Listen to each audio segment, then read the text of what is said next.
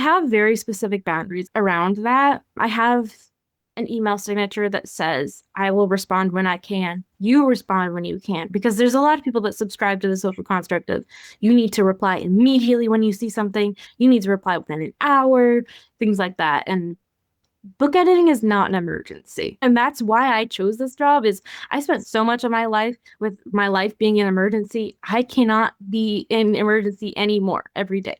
I can't do it. That's why I'm not a doctor. I'm not anything like that. Welcome to Leaving Academia, Becoming a Freelance Editor, the podcast. I'm your host, Paulina Cossette. In 2019, I was a political science professor who was fed up with the stress and hostility of academia, not to mention the low pay. I left my tenure-track job and went from barely surviving to thriving as a freelance academic editor. Today, I own Acadia Editing Services, an editing and coaching business that brings in 6 figures a year.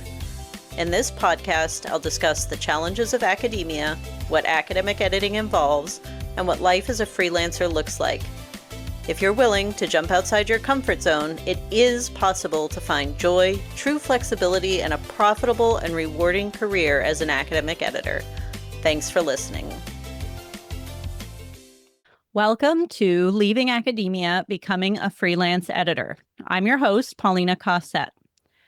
Recently, I have been aiming to have more diverse editors and coaches on the podcast because I want to hear from people with experiences that are different from my own and people who can speak to being in this line of work when you're also juggling, for example, a chronic illness or a disability, neurodivergence, or anything else that makes life more interesting. In a recent episode 89, I spoke with Dee Scott, who is a PhD, a JD, and now a full-time freelance editor. Dee has a chronic illness and shared their experience navigating access to health insurance in the United States. My conversation with Dee was fantastic, and they gave us a lot of helpful suggestions and resources. So if that's something that any of you listeners are interested in, be sure to check out episode 89. I connected with Dee through another editor who also led me to our guest today, Hannah Bartlett. Hannah is a freelance editor, proofreader, and sensitivity reader specializing in poetry, short stories, and many genres of fiction. She's also a wife, a cat mom, a voracious reader and poet, and a disability advocate. July is Disability Pride Month, so Hannah is going to share with us her experience of being an editor with a disability and with neurodivergence. Thank you so much, Hannah. I'm so glad to have you here. I'm so excited to be here. So before we dive into the main focus of the episode, which is neurodivergence and editing and running a business, freelancing, tell us about your journey out of academia and into editing. What led you to choose to leave the academic route and to become an editor? So my thought was that I was going to stay in academia. I've always wanted to be an editor. That was always the goal. But I thought I would be an academia editor. And when I went to college, I started in 2020. I know I'm really young. I started college in 2020 in the depths of the pandemic. And my roommate never showed up. I wasn't allowed to really be in contact with anybody. All my classes were online. And I just really struggled in academia. I got good grades, but I wasn't happy. And I thought, I will continue. I'll get an MFA. I thought I was going to get an MFA in poetry. And I just decided it was not going to work. And the catalyst to pretty much everything was an internship that I got my junior year. Technically, my senior year, I graduated early. It was a summer before I got married, and I got an internship at Yale University Press. And I was like, great, this is my in to work at academic presses. I don't want to speak badly about the program. I had a wonderful time. I just really struggled. I was remote in Kansas while they were in Connecticut. So I worked 7 a.m. to 4 p.m., which is not a time that works for my brain or body. And I had a lot of issues with being able to understand other people and having other people understand me. At one point, my supervisor quite literally said, "You have a strange brain." And I was like, "Thank you, but I don't think you mean it as a compliment." And I realized if I was going to stay in this world of academics, I didn't think that I didn't think I had my people. I didn't think I'd be surrounded by people that understood me. And I also realized trying to work 7 a.m. to 4 p.m. that a full-time job was not going to work. I physically couldn't handle it. I had to take naps in the middle of the day, kind of secretly, and I could not function besides work. My husband, my fiance at the time, had to make all of my meals. I showered maybe once a week. It was really difficult. And of course, since I've connected to neurodivergent and other disabled people in academia, and I'm like, great, I could have worked with you. That would have been lovely. But unfortunately, you get the luck of the draw of whatever program you end up in, wherever you go.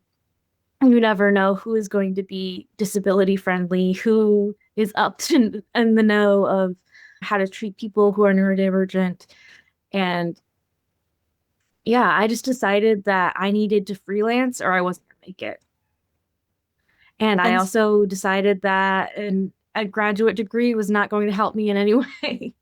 And it was probably just going to be miserable. So I didn't go with that either. that is a smart call because I think a lot of people think that, a master's degree or a PhD is just by default going to help you make more money Mhm. or get where you want to go. And it's not always the case, as many of us have found out. Yeah. So, what happened when you finished the internship? Is that when you started freelancing? Yeah. So after I finished the internship, I wasn't completely set on freelancing. That was the semester I graduated. I graduated in fall of 2023, and I applied to hundreds of jobs. And I wrote my own cover letters. I wrote my own resume, and I had them. I went to the resume expert at my university, and I didn't get a single interview for any job that I applied for from probably August through. I still applied through probably May of the next year. So more than 6 months, I didn't get a single interview. And after I grew up with all these people saying, "Oh, you're gifted. Oh, you got," and I was shocked that I got this internship at Yale. I was as some random girl from Kansas. I was like, wow, it's gonna be great. Didn't get a single interview. And everyone was like, why don't you have a job? Like, what's going on? I just think the job market is really messed up right now. And I was going to try. And then I was like, it's not worth it. I can't keep feeding myself into this machine that's just sucking my soul out. And I figured if I'm not getting a job anyway, I might as well freelance. And so, where did you start with freelancing? Walk us through, like, how did you start landing your first jobs? So I joined the Editors Tea Club, which I really love. I joined BFA, I joined ACES, and I worked really hard and launched a website. And then I started marketing myself on social media. And luckily, I got my first client via social media. I personally, in my life, it's really hard to get clients via word of mouth. I think that's where a lot of people start, is they tell everybody in their life, like, hey, I'm starting freelance, and somebody comes out of the woodwork. I also did a couple free edits in the beginning to build up a portfolio and get like testimonials from authors so I could have some proof that I was a legitimate person. But really what got me my first clients was building relationships with other editors, especially because a lot of what I edit is poetry, and there's not very many poetry editors out there. So these people that I had relationships with started to recommend me to people because they're like, oh, this person edits poetry. There's at least somebody that I know. And that really helped. That's wonderful. So, that was like 2023, 2024. Mhm. And how has your business grown from there? What types of clients do you mainly work with? And are they still finding you through other editors, through social media? What does that look like? Yeah, I officially launched in February of 2024. And the majority of my clients I've actually gotten from Threads, the platform Threads, because that's the platform I find the easiest to post on. And they really do say consistency actually does work. They always say it, post consistently on your social media. It actually works. And that's the platform I can actually do that on because I'm not spending hours making Canva graphics or writing these extensive blog posts, which I do write blog posts. I love writing blog posts, but I can't put them out, weekly. Honestly, it's just that's too much for me. So the majority of my clients I've gotten from posting random things about my life and me on threads. And honestly, posting a lot about being neurodivergent and being disabled has drawn clients to me that are also neurodivergent and disabled because they want to work with somebody that'll understand their brain. And yeah, I do still get a lot of my clients from other editors. So it's really valuable. Obviously, don't make relationships with other editors because you want clients, but these authentic relationships with these editors is really helpful for in more ways than just getting clients. They also help me when I am just cannot think about a comma anymore, or I'm like, how do I handle this client being problematic and stuff like that. Yeah, it's so interesting that you said that Threads has worked for you because I feel like, we when we're starting out in business, we have all of these options and everybody's telling us, "Oh, you have to be on Instagram or you have to go to TikTok or you have to, have a YouTube channel and make all these long form videos and you have to blog and do SEO and all this." And what I've found is you don't have to do anything. There is no like magic platform where, everybody is going to find you. Yes, you have to think about, who are your ideal clients and where are they spending their time. If they're not on TikTok, then you probably shouldn't be on TikTok. But then there's the question of what kind of content works for you. And so for me, like I have never done well with Twitter or Threads or any kind of those, the hot takes type platforms, but I really enjoy podcasting and talking to people. And so, I've found that that works for me. And then I try to, spin my podcast thoughts into LinkedIn posts or something, or I chop them up and share them as reels or YouTube shorts. And that seems to work. So I love that you pointed out that Threads has been successful for you because it works with your brain and with your style and with the way that you like to reach out to people. The other thing that you said that I thought was really interesting and important is you said that you were posting on topics of neurodivergence and disability, and that drew clients to you because you were posting about things that they care about. And I feel like, especially with academics, and I've talked about this a lot on the podcast, but especially academics feel like we have to lead with our CV and our credentials and tell people about all our publications and the awards we've won. And it's like your clients, that's not what they care about. Certainly initially, they want to know that you understand them. And actually, when I was on your website, I saw you have this line that says, sharing one of the most vulnerable parts of you is scary. I promise to create a safe space for your work to be polished. And I thought that was such a kind, but also smart thing to put out there, is to say to people, like, I'm a human being. I have challenges. I understand your challenges, and that's going to help me be a better service provider to you. Yeah, that's something that I say often is a lot of my job is emotional support, and that's a job I choose to take on. Is I don't want an author to think that they're going to give me their writing and just be completely trashed and feel horrible about the whole process. I want them to come away feeling positive and encouraged and excited to show the world what they've produced. It's really hard to be visible, and I want to give them a smaller place to start being visible first before you become visible to the masses, per se. Yeah, and I want everybody listening to hear that, because what Hannah is doing when she's on Threads or LinkedIn or wherever and she's talking about her life and neurodivergence and whatever, that is marketing, right? Like that is marketing. When we think of marketing, we think that you have to splash some flashy ad across Facebook or, talk to people like a used car salesperson. And that is absolutely not true at all. Please do not do those things. But just putting yourself out there and sharing some of your own vulnerabilities that you're comfortable sharing and stories from your life and anything that shows people this is who I am and this is what's important to me is marketing. And clearly, it's working for you. So that's wonderful. Yeah, and choosing the right platform is really important. Like I made this boundary for myself, knowing me, that I cannot have my face be visible all the time on the internet. It feels like people are looking at me. I can't handle it. I can't handle my voice and face. So I made a very clear boundary for myself early on. I will not make reels. I will not make TikToks. Like the occasional podcast or class I'm teaching is fine. I can handle it. But like every week and seeing those like views rolling in, knowing people are looking at me, yikes.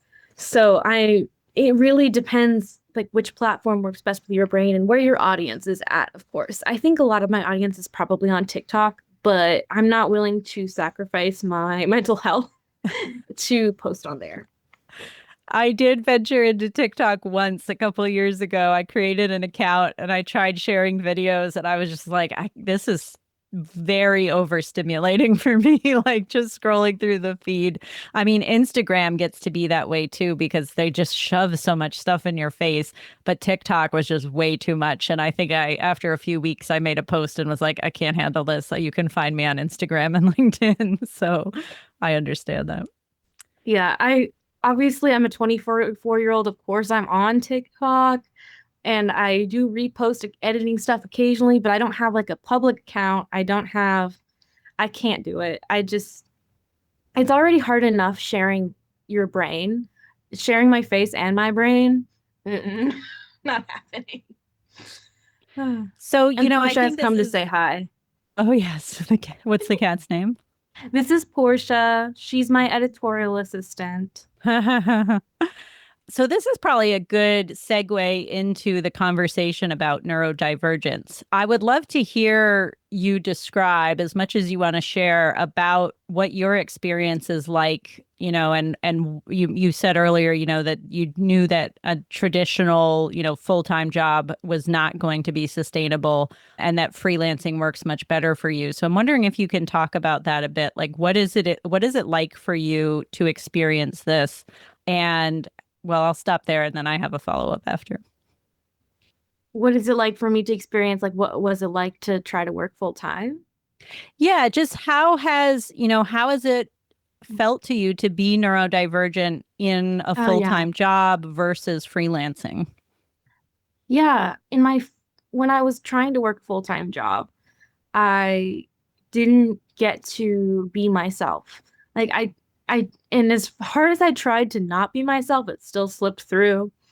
And I can just feel everybody and I was only doing these things on Zoom and email. And even so, I still felt everybody around me like, like walking on eggshells around me almost. It's almost like they didn't know how to handle me.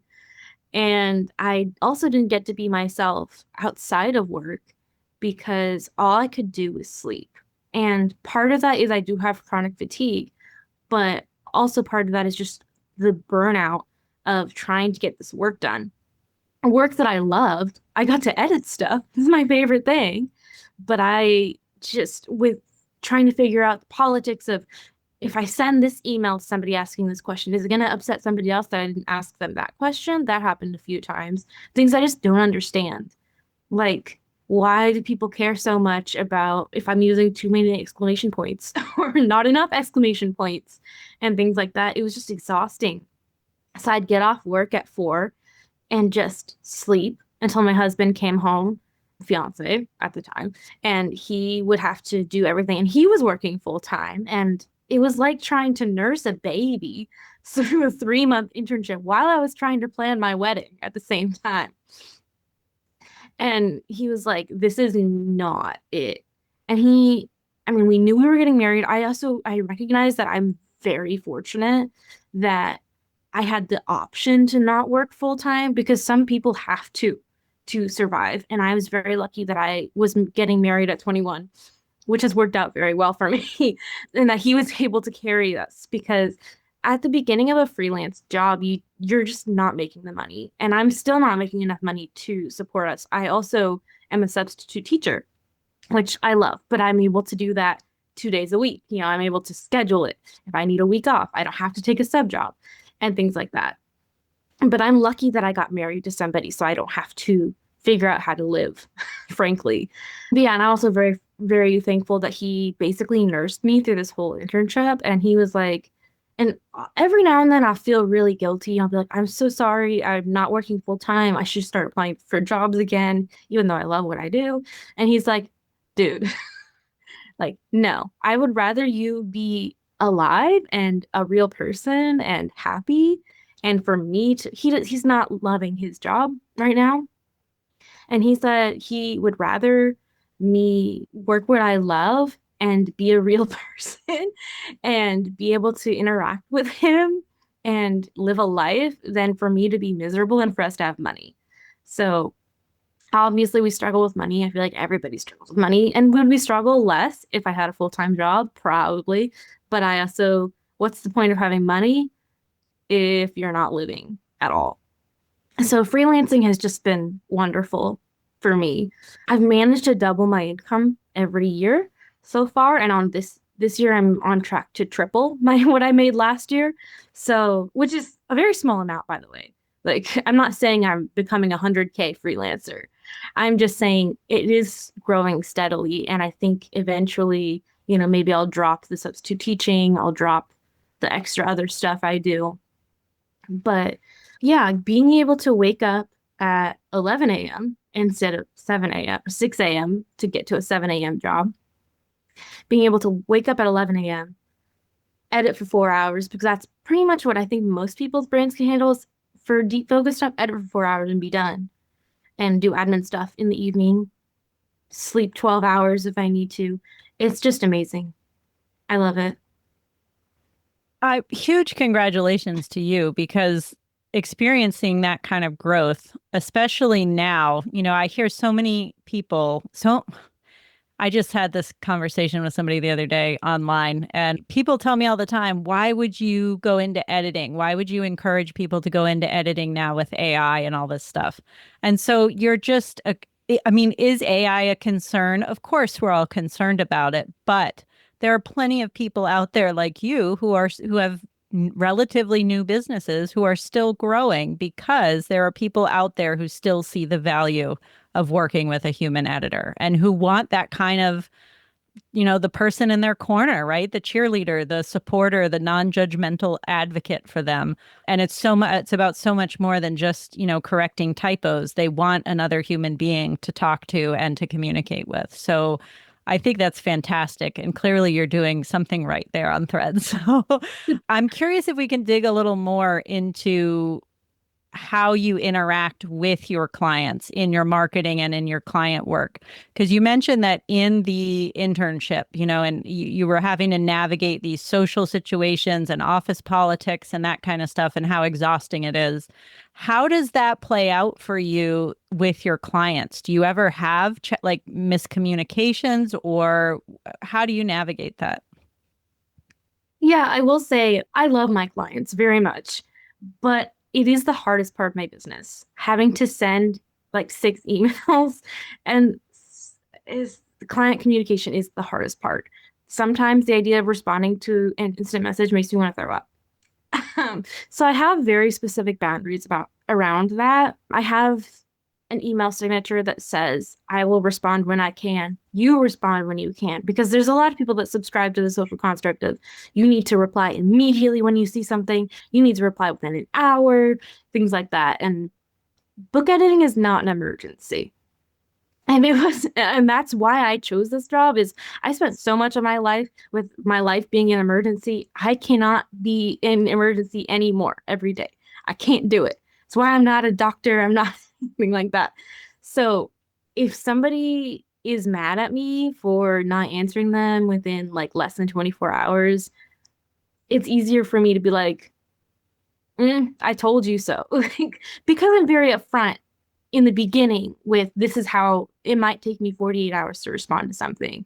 It might, like, I want you to respond on your own time too, because I'm not expecting you to answer my question about if you would prefer this thingy or this thingy in your book right away. It's just not happening.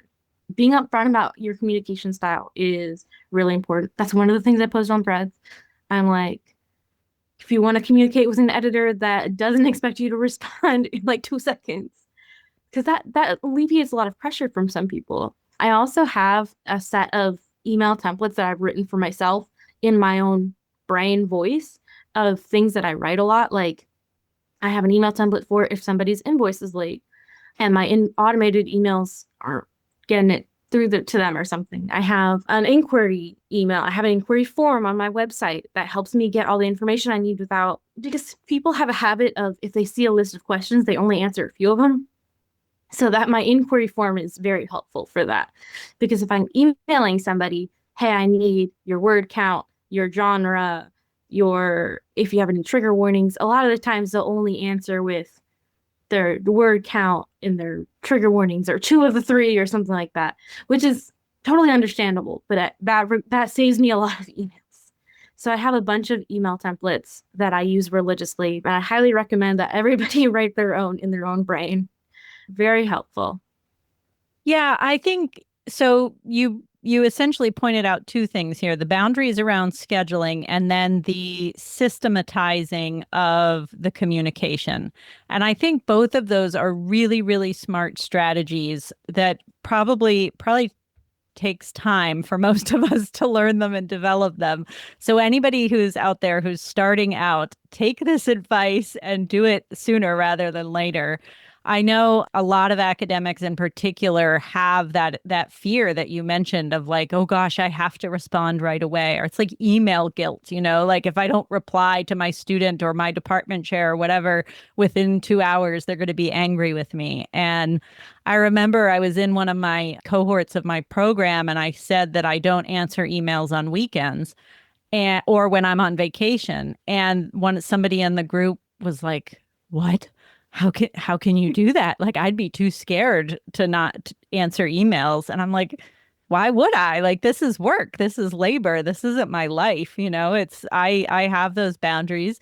Are there exceptions? Of course. Like if I'm swamped or somebody, a client I care about does have a something that they need a quick turnaround on and I want to take it, then fine. But otherwise, I'm not going to work on the weekends or, certainly not when I have a scheduled vacation. So absolutely boundaries around your communication, your scheduling, your work patterns, and don't feel ashamed about it. Like I can hear in your voice, Hannah, when you describe it, you're just saying, this is who I am. This is what I need to live the life that I want, to be happy and healthy. And if you don't like it, then we won't work together. So I love that confidence. The second thing, the systematizing communication, I think is also super important because there are so many just everyday tasks that we repeat over and over again that we can, if we put these systems in place, like having an email template, or I use a free app. It's only for PCs. There is some other one for Macs, but the one I use for PCs is called Beef Text. And essentially you just cut and paste your email template into the program and you have like a little keyword. And whenever you type that keyword and hit enter, it populates in the Word doc or the email or whatever. And that just saves so much time and mental energy.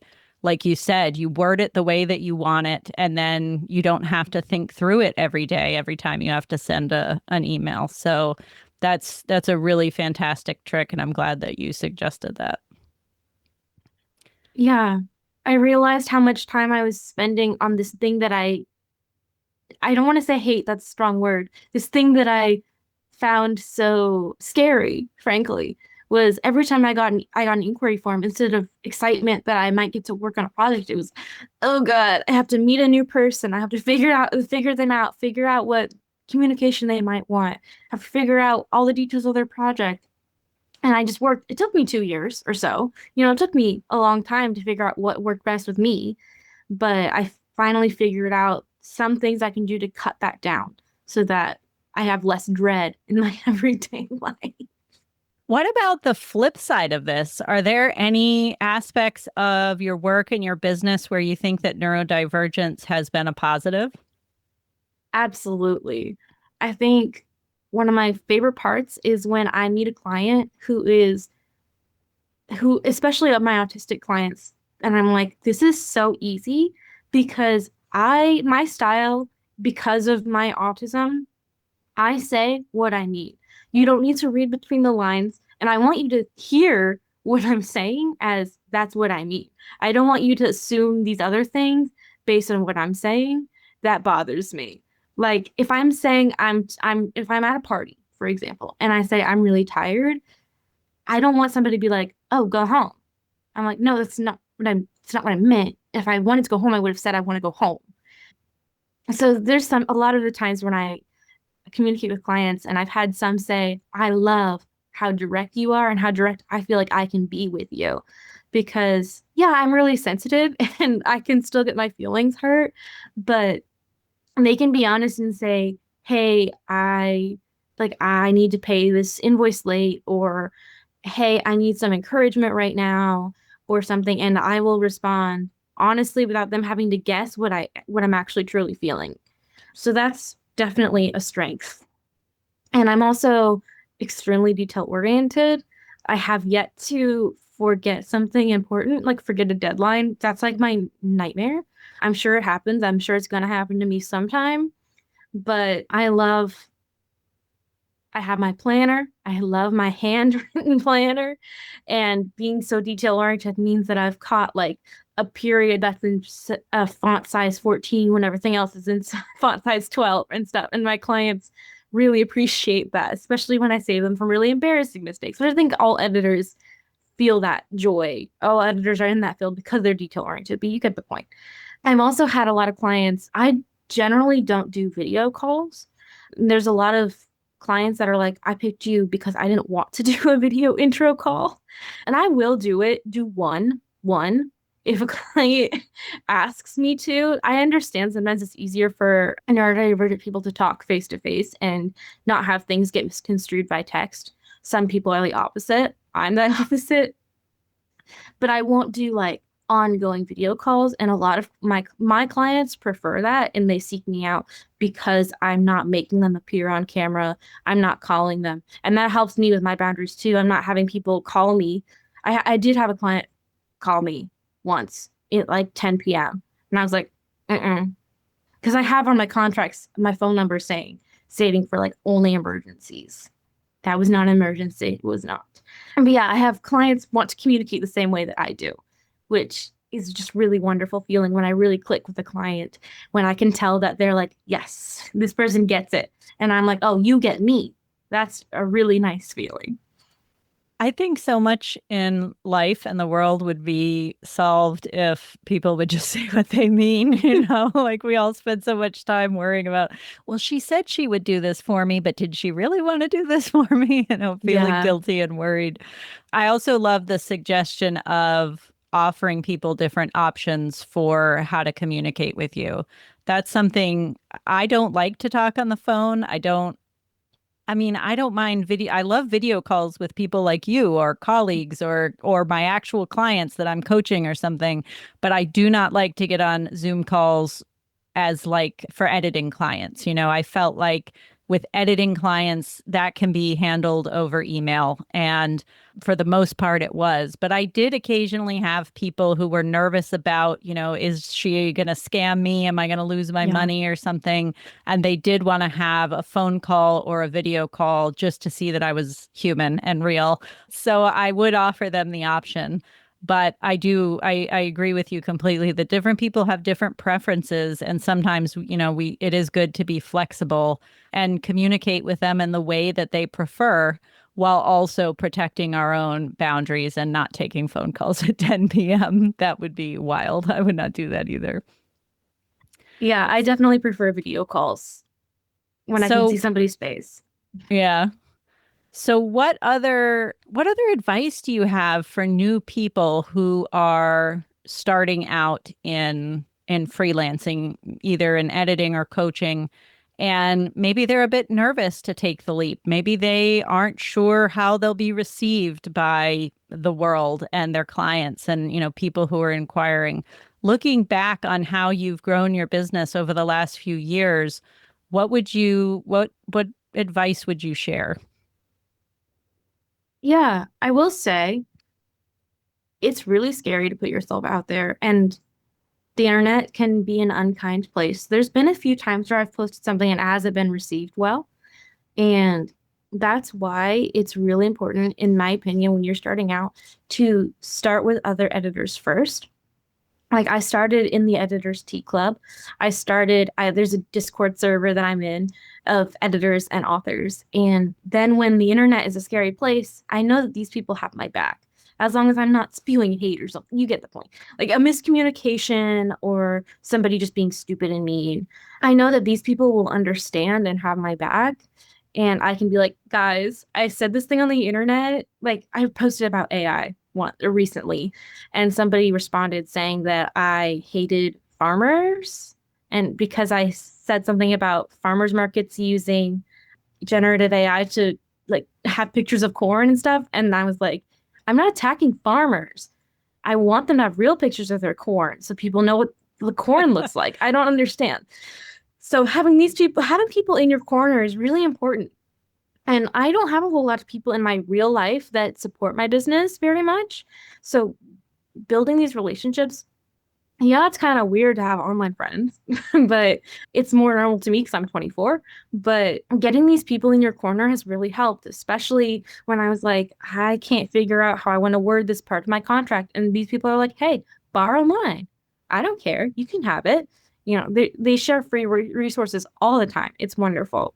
It's also, you need to listen to your body and listen to your brain and saying, if this really hurts, you need to figure out how to get it to hurt less or feel less bleh, which is what I've done with the communication. And being friends with other editors really helps with that too, because I get to see how everybody else is interacting with their clients. Hmm. Also, reading as much as you can before you start is really helpful. Building a social media presence before you even take on any clients is helpful so people know you're a real person. Getting actual editing training from places like Club Ed or ACES or something like that is really helpful. So you know that you're not accidentally scamming clients or something. Hmm. Yeah, I think my number one advice is listen to your body, listen to your brain. How is it feeling? Because if your body and your brain is telling you something, then you obviously need to make some kind of change. And it's probably going to be better for your clients too, because if you're happy, if you're calm, then they will feel that too. If you're really stressed out because you overbooked yourself, your clients can feel that and it might affect how your edits go. So if you can stay calm, if you can be like, I overbooked myself, this is what I need to do about it. Or next month, I'm not going to take this many clients or things like that. I have a self-care guide on my website for writers, and I'm building one for editors right now that has templates and actual things that you can do besides just take a bubble bath for when you're like feeling this like nervous system agitation. I plan to write email templates, have contract clauses you can borrow, email signatures you can borrow, things like that. So if you would like to keep an eye out for that, you can. But there's also a ton of resources like that on the internet, a ton already. So What a fantastic resource. I think the self-care guide and that you're offering it for writers and then another one for editors. I think that will be so helpful for people. It is very easy, especially for those of us who were in academia and had really strong patterns that led us into burnout, doing work when we out of guilt, saying yes to serving on committees or taking on new advisees or new projects out of guilt and just saying yes too much and leading us into a place where we're just overwhelmed and constantly working and not able to enjoy life outside of work.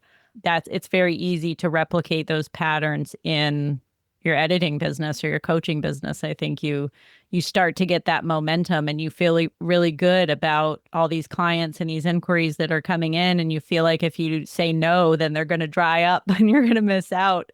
But yeah, I think trusting that they won't, that you're doing good work and that you can pace yourself, and that is what is going to make the career sustainable over the long term. So I will definitely look for your editor's version of that guide, and happy to share a link in the show notes when you have that ready.